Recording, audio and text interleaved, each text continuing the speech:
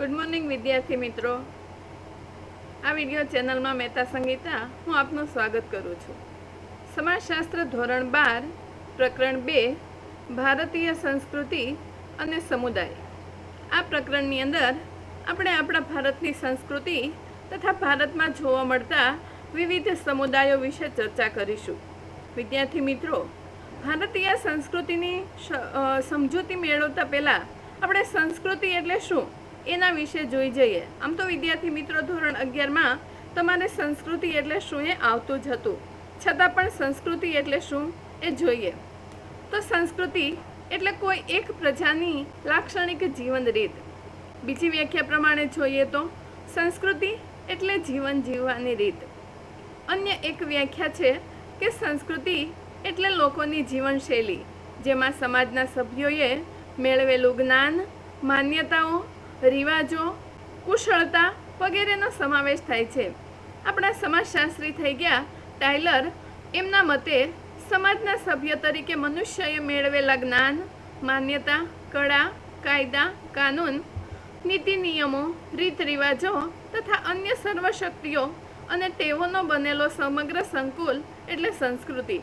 વિદ્યાર્થી મિત્રો, આ બધી જ વ્યાખ્યાઓ પરથી ટૂંકમાં કહીએ કે જે તે પ્રદેશના લોકોની કોઈ એક પ્રજાની જે જીવન જીવવાની રીત હોય, એક જીવનશૈલી હોય કે જેની અંદર તેમણે જે જ્ઞાન મેળવ્યું હોય, એમણે કોઈ કુશળતાઓ પ્રાપ્ત કરી હોય, એના મનની અંદર જે વલણો હોય, માન્યતા હોય, એના પૂર્વજોના જે રીત રિવાજો હોય, નીતિ નિયમો હોય, આ બધાનો જે એક સમૂહ છે એને સંસ્કૃતિ તરીકે ઓળખવામાં આવે છે. ત્યાર પછી આગળ આપણે જોઈએ તો ભારતીય સંસ્કૃતિ. તો ભારતીય સંસ્કૃતિની અંદર અર્થ, વ્યાખ્યા અને લક્ષણો વિશે આપણે આ મુદ્દાની અંદર ચર્ચા કરવાની છે. વિદ્યાર્થી મિત્રો, ભારતીય સંસ્કૃતિ એટલે શું એનો અર્થ જોઈએ તો સંસ્કૃતિ અને ભારતીય સંસ્કૃતિ આ બંનેમાં તફાવત છે. ખાસ ધ્યાન રાખજો મિત્રો, પરીક્ષામાં પ્રશ્ન પૂછાય તો પણ ખાસ ધ્યાન રાખવાનું છે કે સંસ્કૃતિની વ્યાખ્યા પૂછી છે કે પછી ભારતીય સંસ્કૃતિની વ્યાખ્યા પૂછી છે. બંનેનો અર્થ અલગ પડે છે, એ ખાસ ધ્યાન રાખજો મિત્રો. ભારતીય સંસ્કૃતિની આપણે વાત કરીએ તો આપણા ભારતની સંસ્કૃતિ કેવી છે તો કે માતૃદેવો ભવ, પિતૃદેવો ભવ, આચાર્ય દેવો ભવ, અતિથિ દેવો ભવ. આપણા ભારતની અંદર આપણી સંસ્કૃતિમાં અતિથિને દેવ માનવામાં આવે છે. ઘરે આવેલા મહેમાનની આગતા સ્વાગતા કરવામાં આવે છે. આપણા જે ગુજરાતી એક સાહિત્યકાર થઈ ગયા દુલાભાયા કવિ કાગ, એણે પણ અતિથિ દેવો ભવની ભાવના સાર્થક કરતું એક સરસ મજાનું ભજન ગાયું છે કે હેજી તારા આંગણીયા પૂછીને કોઈ આવે રે, આવકારો મીઠો આપજે. હેજી તારે કાને સંગટ કોઈ સંભળાવે, બને તો થોડું કાપજે. તો આ બધું દર્શાવે છે કે આપણા ભારતની સંસ્કૃતિ એ અતિથિ દેવો ભવની સંસ્કૃતિ ધરાવે. આ સિવાય ભારતની સંસ્કૃતિની અન્ય કોઈ વાત કરીએ તો તમે કુટુંબના વડીલો જ નહીં, બધા જ વડીલોને લોકો માન આપે છે, બધાને પગે લાગે છે. કોઈ ઘરે આવ્યું હોય તો એને આવકારો આપીએ છીએ. તો આ બધું શું છે તો કે આ બધા ઉદાહરણો છે એ આપણી ભારતીય સંસ્કૃતિના જ પ્રતિબિંબો છે. ભારતની સંસ્કૃતિમાં આવા ઘણા બધા મૂલ્યો એ ભારતીય સંસ્કૃતિને ખૂબ વિશાળતા અપાવી છે. વિદ્યાર્થી મિત્રો, આપણા ભારતની સંસ્કૃતિ અને સભ્યતાનો ઇતિહાસ એ વર્ષો જૂનો છે અને ગંગા નદીના પ્રવાહની જેમ તે સતત ને સતત પ્રવાહિત રહ્યો છે. સમય જતાં તેમાં નવા નવા તત્વો ઉમેરાતા ગયા, અનેક જાતિઓ આવી, અનેક લોકો આવ્યા, અનેક નવી નવી સંસ્કૃતિઓ આવી અને આજે 21મી સદીની શરૂઆતમાં ભારતીય સંસ્કૃતિ એ અનેક પાસાઓને સમાવતી એક ભાતીગળ સંસ્કૃતિ તરીકે ઉપસી આવી છે. તમારે વિદ્યાર્થી મિત્રો આ પ્રશ્ન પણ પૂછાતો હોય છે કે ભારતમાં ભાતીગળ સંસ્કૃતિ કેવી રીતે ઉપસી આવી છે. તો ખાસ યાદ રાખવાનું કે ભારતની સંસ્કૃતિમાં અનેક નવા નવા તત્વો ઉમેરાતા ગયા. ભારતની સંસ્કૃતિએ પોતાના તત્વો તો જાળવી રાખ્યા, પણ સાથે સાથે નવી સંસ્કૃતિને પણ આત્મસાત કરી અને એના કારણે એક ભાતીગળ સંસ્કૃતિનો ઉદ્ભવ થયેલો જોવા મળે છે. ભારતીય સંસ્કૃતિનું આપણું જે ઘડતર થયેલું છે એમાં અનેક લોકોએ સહયોગ અને બલિદાન આપી અને પોતાની વિશિષ્ટ પ્રતિભા દ્વારા એને અમરતા બક્ષી છે. અને એથી જ તો કહેવાય છે કે પ્રાચીન સંસ્કૃતિઓ ઘણી નામશેષ થઈ, પરંતુ ભારતની પ્રજાએ તો પોતાનો સાંસ્કૃતિક વારસો જાળવી રાખ્યો છે. વિશ્વમાં ભારતની સંસ્કૃતિ એ પ્રાચીન અને ભવ્ય ગણાય છે અને ધીમે ધીમે તો વિશ્વગુરુ બનવા તરફ પણ પ્રયાણ કરી રહી છે.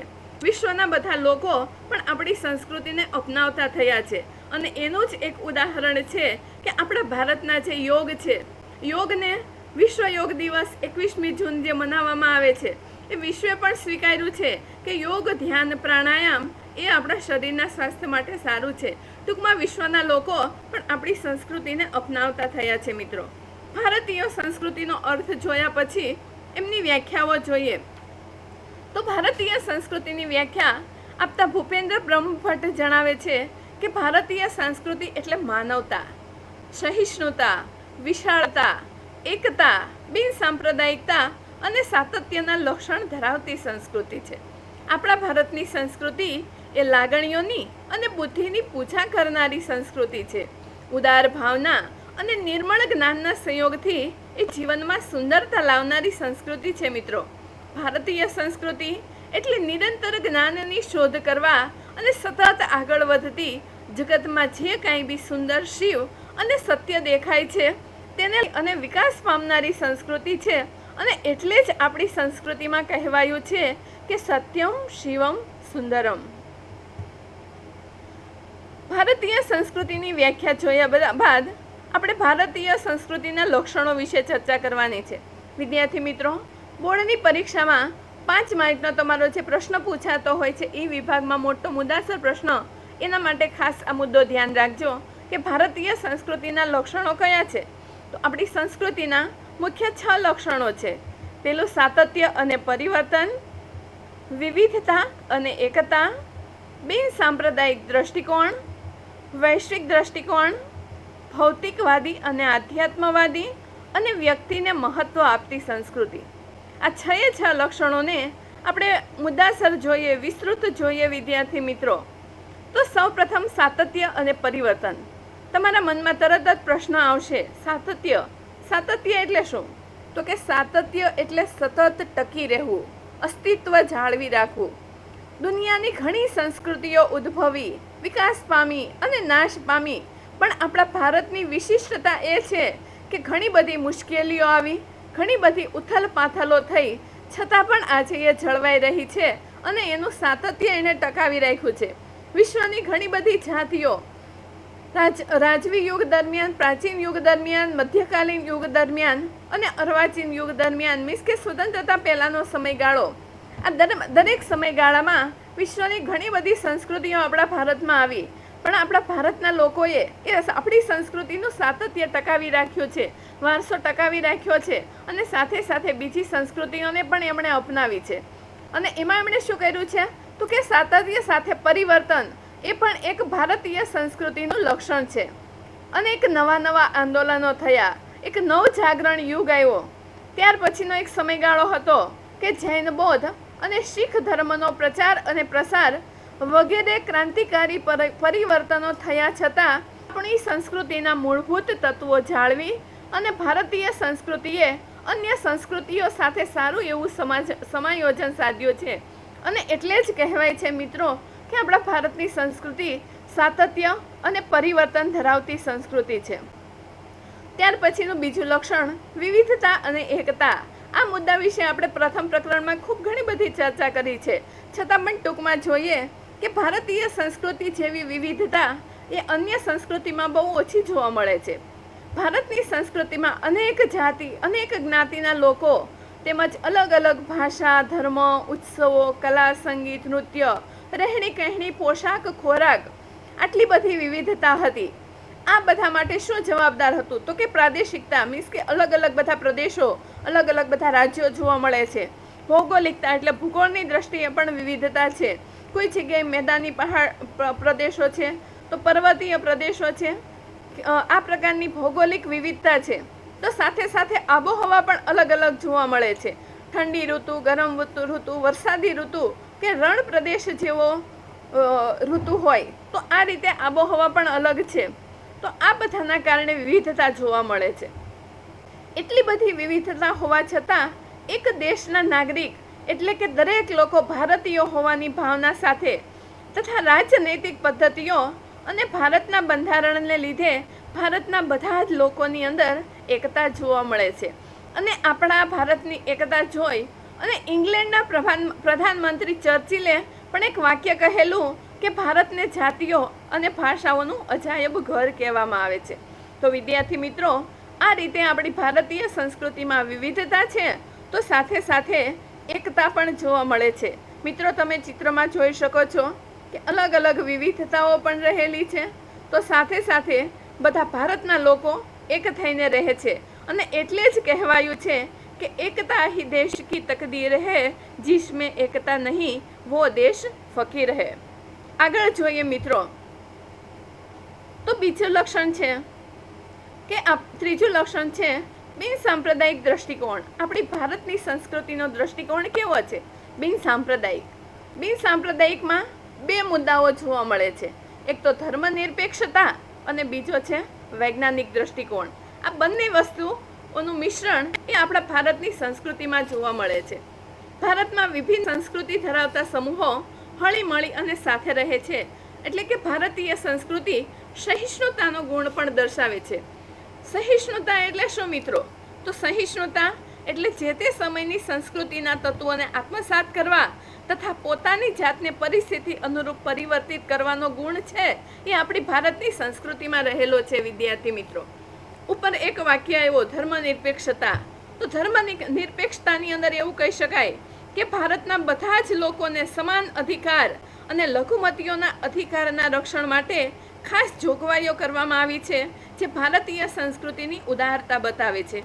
ધર્મનિરપેક્ષતા તો કે દરેક ધર્મના લોકોને પોતાનો ધર્મ પાળવાની છૂટ, એનો પ્રચાર અને પ્રસાર કરવાની છૂટ, પોતાના ધાર્મિક સ્થાનો, એની ભાષા, લિપિ, આ દરેક વસ્તુ સાચવવા માટેની છૂટ એ બંધારણની અંદર લઘુમતી જૂથોને પણ આપવામાં આવેલી છે. એ રીતે આપણી જે સંસ્કૃતિ છે એ બિન સાંપ્રદાયિક ગણાય છે. ભારતીય સંસ્કૃતિમાં વિજ્ઞાનને પણ મહત્વ આપવામાં આવ્યું છે. તો વિજ્ઞાનને કઈ રીતે મહત્વ આપવામાં આવ્યું છે વિદ્યાર્થી મિત્રો? આપણા ધર્મમાં તમે જાણતા હશો કે જો ઉત્તર દિશાની અંદર માથું રાખીને ન સુવાય એવું તમે વારંવાર સાંભળ્યું હશે.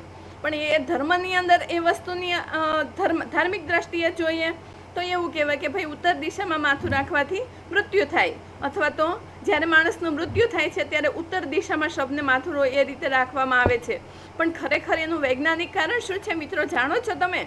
કે ઉત્તર દિશાની અંદર આપણી જે પૃથ્વી છે એમાં ઉત્તર ધ્રુવ છે એ આખો ચુંબકીય વિસ્તાર ધરાવે છે. ચુંબકીય ક્ષેત્રના કારણે જ્યારે આપણે ઉત્તર દિશામાં માથું રાખીએ છીએ ત્યારે આપણા શરીરની પણ અંદર પણ એક ચુંબકીય શક્તિ હોય છે. અને ઉત્તર દિશામાં માથું રાખવાથી આ બંને ચુંબકીય શક્તિઓ એકબીજાને અસર કરે છે, જેના કારણે બ્લડ પ્રેશર વધે છે અને એના કારણે માણસની અંદર તકલીફો ઊભી થઈ શકે છે. વળી બીજું એક કારણ કહીએ કે આપણા શરીરની અંદર આયરન હોય છે. ઉત્તર દિશામાં માથું રાખવાથી આયરનના કણો એ ધીમે ધીમે મગજ તરફ એકઠા થવા લાગે છે અને એનાથી પણ અન્ય ઘણા પ્રોબ્લેમ થવા લાગે છે, જેમ કે માથું દુખવું, એ પ્રકારની તકલીફો ઊભી થતી હોય છે. તો વિજ્ઞાન અને આપણી સંસ્કૃતિ એ સાથે સાથે જોવા મળે છે. વળી વિજ્ઞાનમાં પણ જોઈએ તો આપણા જે પ્રાચીન સંસ્કૃતિમાં આર્યભટ્ટ થઈ ગયા, અન્ય બીજા ઘણા બધા થઈ ગયા. ચરક સંહિતા, સુશ્રુત સંહિતા, ચરક અને સુશ્રુત જે ઋષિમુનિઓ થઈ ગયા, એણે પણ જે વિજ્ઞાનમાં વસ્તુ કહી છે એ જ વસ્તુ પુસ્તકોની અંદર છે, એ જ અત્યારે વિજ્ઞાને પણ સાબિત કરેલું છે. તો આ રીતે આપણી સંસ્કૃતિમાં વિજ્ઞાનને પણ મહત્વ આપવામાં આવે છે. વળી પહેલાંના સમયમાં જોઈએ તો નદીમાં સિક્કા પધરાવવાનો એક રિવાજ હતો. તો એનું એ ધાર્મિક કારણ શું હતું? તો ધાર્મિક કારણ એ હતું કે ભાઈ પવિત્ર નદી છે એટલે સિક્કા પધરાવવા જોઈએ. પણ જો એનું વૈજ્ઞાનિક કારણ જોઈએ તો પહેલાંના સમયમાં મોટા ભાગે તાંબાના સિક્કા જોવા મળતા હતા અને મોટા ભાગે લોકો નદીનું અને તળાવોનું જ પીવાનું પાણી પીતા હતા કે જેથી તાંબાયુક્ત પાણી લોકોના શરીરમાં સ્વાસ્થ્ય માટે સારું હોય, એ કારણથી પણ એ નદીમાં સિક્કા પધરાવવાનો રિવાજ હતો. તો આ રીતે વિદ્યાર્થી મિત્રો જોયું કે આપણી સંસ્કૃતિની અંદર વિજ્ઞાન છે, ધર્મનિરપેક્ષતા છે અને આપણી સંસ્કૃતિ એ વૈજ્ઞાનિક દ્રષ્ટિકોણ પણ ધરાવે છે. ત્યાર પછી આગળ જોઈએ કે વૈશ્વિક દ્રષ્ટિકોણ. તો આપણી ભારતીય સંસ્કૃતિ વૈશ્વિક દ્રષ્ટિકોણ ધરાવે છે. મીન્સ કે સમગ્ર દુનિયામાં શાંતિ અને સદભાવનાનો સંદેશ ફેલાયો છે અને વસુધૈવ કુટુંબકમ મીન્સ કે આખું વિશ્વ એક કુટુંબ છે, બધા જ લોકો કુટુંબના સભ્યો છે એવો ભાવ રાખ્યો છે. વિકાસશીલ અને વિકસિત દેશોના વિકાસ માટે ભારત કટિબદ્ધ રહ્યું છે આ રીતે વિશ્વબંધુ તરીકે પણ એક જવાબદારી નિભાવી અને ભારતીય સંસ્કૃતિએ વૈશ્વિક દ્રષ્ટિકોણનું એક સરસ મજાનું ઉદાહરણ પૂરું પાડેલું છે. ત્યાર પછી 5મા મુદ્દામાં જોઈએ કે ભૌતિકવાદી અને આધ્યાત્મવાદી આ પણ એક આપણી ભારતીય સંસ્કૃતિનું મહત્વનું લક્ષણ રહ્યું છે. વિદ્યાર્થી મિત્રો, ભારતને આધ્યાત્મવાદની ભૂમિ તરીકે ઓળખવામાં આવે છે. પ્રાચીન કાળથી લઈ અને વર્તમાન સુધી તમે જો ભારતનો ઇતિહાસ જોશો તો ભૌતિકવાદી અને આધ્યાત્મવાદી સંસ્કૃતિ સાથે સાથે વિકસેલી જોવા મળે છે. હવે તમારા મનમાં તરત પ્રશ્ન આવે, આધ્યાત્મકવાદી એટલે શું? તો આધ્યાત્મિક એટલે ધર્મ અને ઈશ્વર પ્રત્યે નિષ્ઠાપૂર્વક શ્રદ્ધા. દરેક ધર્મના લોકો પોતપોતાના ધર્મમાં અને પોતપોતાના જે ઈશ્વર હોય એમાં પૂરી નિષ્ઠાથી અને પૂરી શ્રદ્ધાથી એનું ભજન કરતા હોય છે, એનું ધ્યાન કરતા હોય છે, એનું કીર્તન કરતા હોય છે અને તે ધર્મના નીતિ નિયમો પાળતા હોય છે. ભૌતિકવાદી એટલે શું? તો આપણા ધર્મની અંદર ઘણા બધા ભૌતિક તત્વોને ઈશ્વર તરીકે પૂજવામાં આવે છે. વિદ્યાર્થી મિત્રો, પહેલાંના સમયમાં થી શરૂ કરી અને અત્યાર સુધી તમે જોશો કે વૃક્ષોની અંદર તુલસી છે કે પીપળો છે, તો આ વૃક્ષોને ઈશ્વર તરીકે પવિત્ર ગણવામાં આવે છે, એની પૂજા કરવામાં આવે છે. પ્રાણીઓની વાત કરો તો પ્રાણીઓની અંદર પણ ગાયને માતાજી તરીકે પૂજવામાં આવે છે. અને આ રીતે સાપ છે તો નાગ દેવતા છે, સૂર્ય ચંદ્ર ભૌતિક તત્વો છે તો સૂર્ય દાદા, ચાંદા મામા, આ રીતે દરેક ભૌતિક તત્વોને ઈશ્વર માની અને એની પૂજા કરવામાં આવે છે. આ રીતે આપણી સંસ્કૃતિ છે એ આધ્યાત્મિક અને ભૌતિકવાદી રહેલી છે એવું કહી શકાય. જો તમારે ભારતીય માનસને સમજવું હોય તો આધ્યાત્મિકતાથી સમજી શકાય છે. વિદ્યાર્થી મિત્રો, અને આપણી આધ્યાત્મિકતાની વાત કરતા આપણા મહાન એવા સ્વામી વિવેકાનંદે એક ભારતીય સંસ્કૃતિ વિશે સરસ મજાનું વાક્ય કહ્યું છે કે જ્યાં સુધી ભારતના લોકો આધ્યાત્મિક છે ત્યાં સુધી ભારતીય સંસ્કૃતિને કંઈ જ નથી થવાનું અને આ ભારતની સંસ્કૃતિ આખા વિશ્વમાં અમર રહેવાની છે. વિદ્યાર્થી મિત્રો, તો આ છે આપણા ભારતની ભૌતિકવાદી અને આધ્યાત્મવાદી સંસ્કૃતિ. ત્યાર પછી આપણી સંસ્કૃતિનું છઠ્ઠું અને મહત્વનું લક્ષણ છે કે વ્યક્તિને મહત્વ આપતી સંસ્કૃતિ.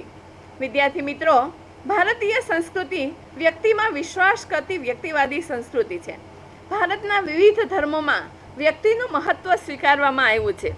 રાજ્ય અને સમાજનો ઉદ્દેશ્ય પણ વ્યક્તિની ભલાઈ માટે છે અને તે રીતે રાજ્ય અને સમાજે ભૂમિકા ભજવવાની છે. પરંતુ એનો અર્થ એવો નહીં કે સમાજનું કોઈ મહત્વ નથી. વિદ્યાર્થી મિત્રો, સમાજનું પણ આપણી સંસ્કૃતિમાં ખૂબ મહત્વ છે.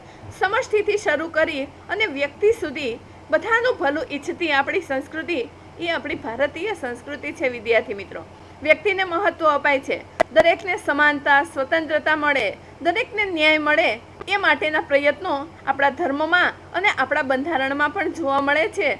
એ રીતે આપણી ભારતની સંસ્કૃતિ છે એ વ્યક્તિને મહત્વ આપતી સંસ્કૃતિ તરીકે ઓળખવામાં આવે છે. તો વિદ્યાર્થી મિત્રો, તમે જોયું કે આપણી ભારતની સંસ્કૃતિ એ ઘણા બધા એવા લક્ષણો ધરાવે છે અને આપણી આ સંસ્કૃતિ આ બધા લક્ષણોના કારણે જ વિશ્વમાં મહાન બનેલી જોવા મળે છે.